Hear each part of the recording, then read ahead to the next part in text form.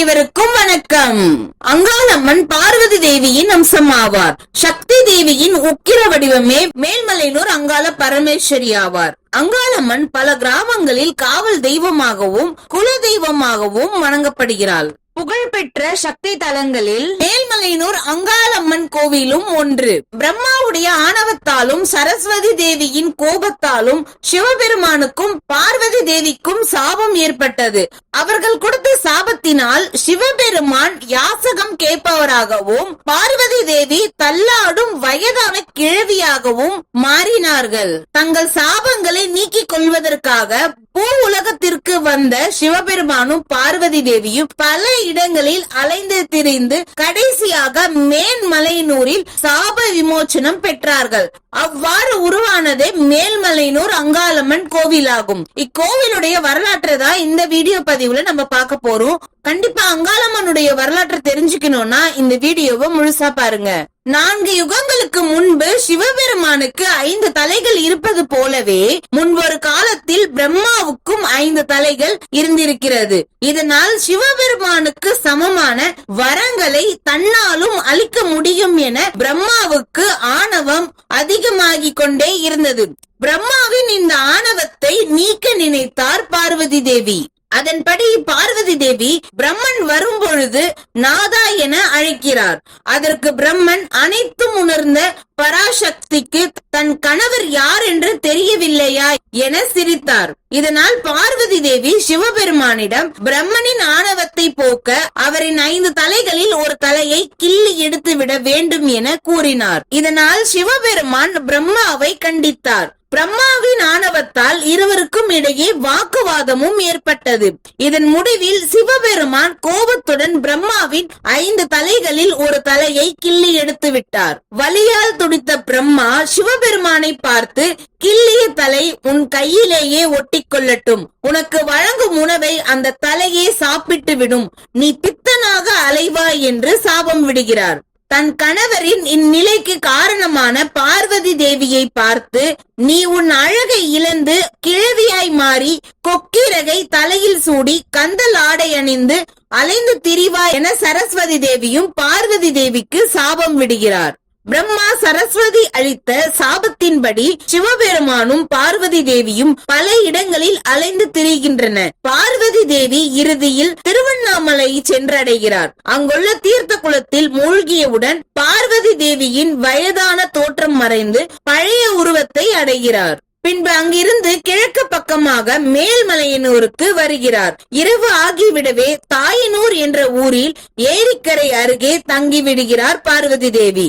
பின்னர் காலை எழுந்து நீராடிவிட்டு மேல்மலையனூருக்கு செல்ல முடிவெடுத்தார். குளிக்க போகும் பொழுது தனது ஆரத்தை கழற்றி வைத்தார் பார்வதி தேவி. அந்த ஆரமும் ஒரு பெண்ணாக மாறி பார்வதி தேவியை வணங்கியது.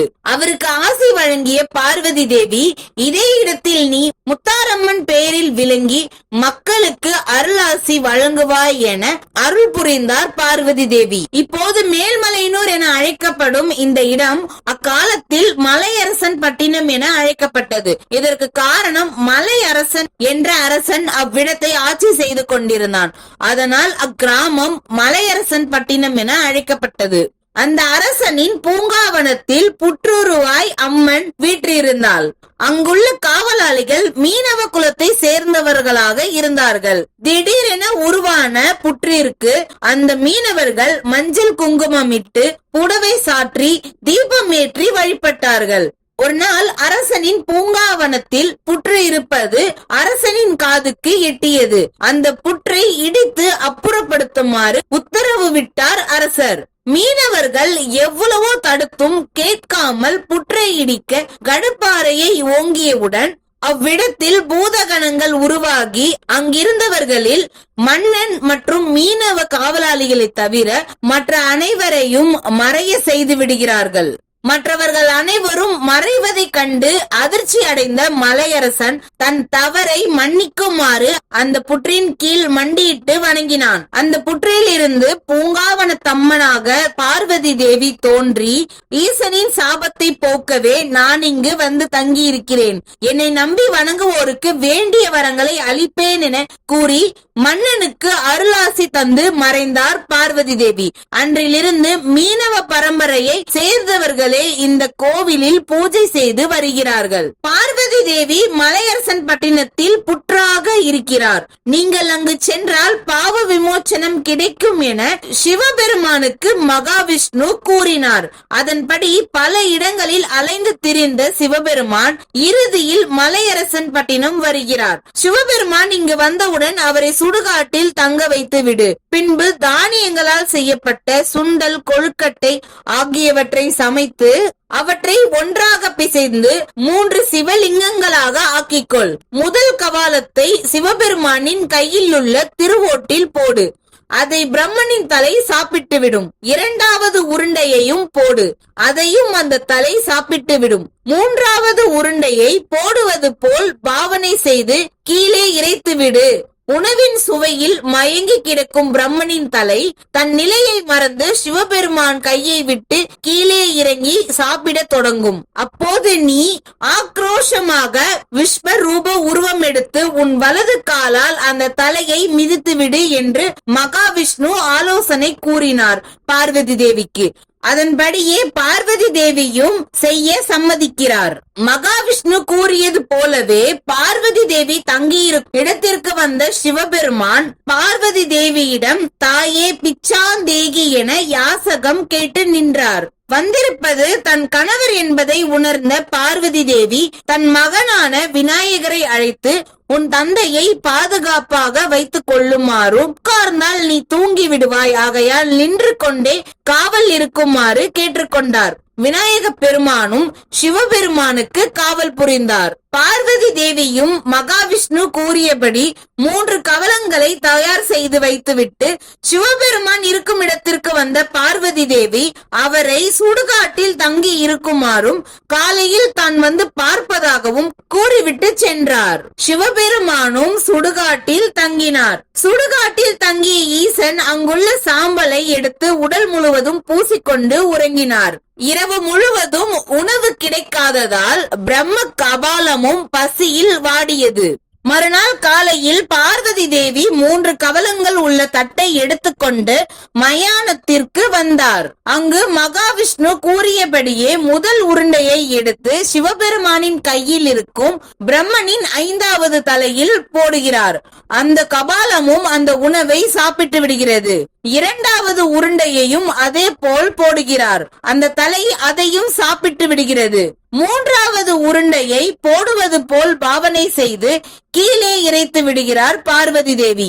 உணவின் சுவையினால் சிவபெருமானின் கையை விட்டு கீழே இறங்கியது பிரம்மனின் கபாலம். உடனடியாக பார்வதி தேவி ஆங்கார உருவம் கொண்டு பிரம்மனின் தலையை தன் வலது காலால் மிதிக்கிறார். இதனால் சிவபெருமானுக்கு பிடித்திருந்த பிரம்மகத்தி தோஷம் நீங்கியது.